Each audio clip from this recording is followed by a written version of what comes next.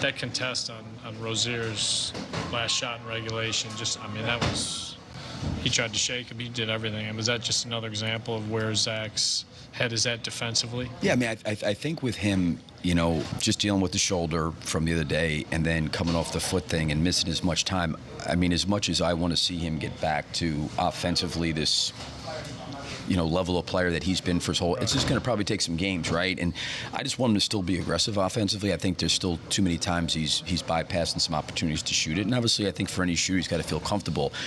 But if he can give us what he's given us the last 2 games on the defensive end of the floor with that kind of effort and that kind of work, then you know what? You're going to be able to, he'll find his rhythm offensively. He's done that for his whole career. But, I mean, I think for 2 games now has done a pretty good job. We got hurt a little bit with Rozier on some of those step-up screens on the sidelines when we were up by maybe 5 or 6, and then it kind of got him back in the game, and they were tough shots. But I thought the effort that he put in and the group put in to contest what was there.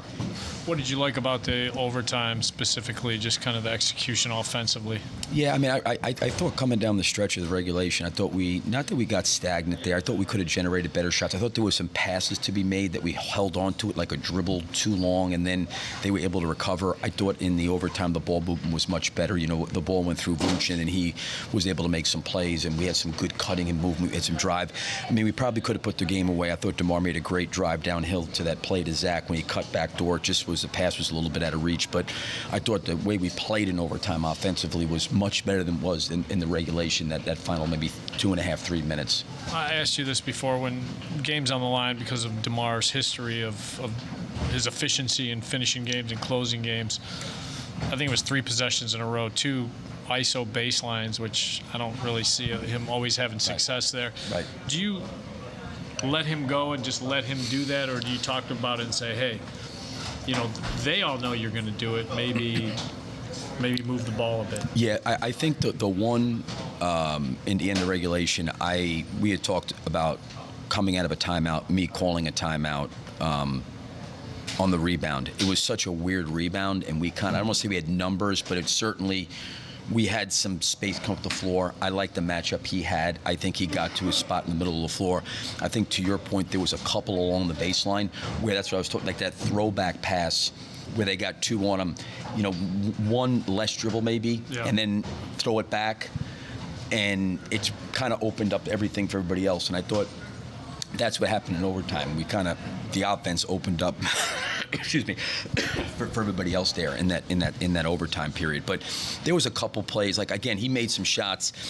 I think trying to get him in the middle of the floor, they were switching him with the big, and I think what he was trying to do was get downhill to generate something, but he did a couple times get caught along the baseline, and maybe the pass behind him was open that he could have made. Is there a scenario in which, when Vooch is out of the minutes restriction, that Andre stays the starter, or Vooch is the starter? Yeah, I think we're going to end up going back to Vooch and Zach. I think the biggest thing is I really appreciate what Andre's done in the absence of Zach and Vooch. He's done a really nice job. And then I think, like, if you look at our bench tonight, it wasn't great. It's certainly, in that end of the first, beginning of the second, we got off to a really good start. I thought we were playing pretty well. And it's going to always be, I think, a little bit funky when you've got guys coming back into the rotation. Alex missed last game. Patrick missed. Now both of them are back. Zach's now back. Vooch is back. We got all these guys coming back, and we've got to find a chemistry and a cohesiveness, for everybody out there. But my feeling would be to get Zach and Vooch back into the starting lineup.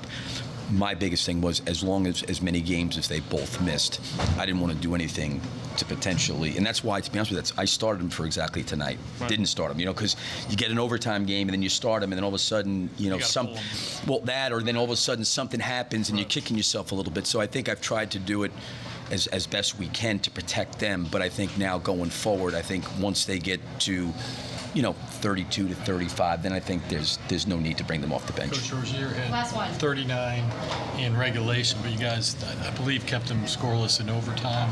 What was kind of the strategy defensively there? No, I mean, I think we did a pretty good job contesting. He made some really tough shots. Give him credit, and a couple of them we fouled him on. But we really, I thought, Alex, Zach, everybody worked to try to make his shots as difficult as possible. He's going to get them off. It's just a matter of how well you can contest. And I think even the two that he made to get them, the score tied in regulation or right back in the game in regulation, that that was just great shot making on his part. So I don't know if we did anything different. I just think we kept staying with trying to contest as best we could. Thanks, Coach. Thanks, Okay, Bill. guys, thank you. Get better. Yeah, thank you too.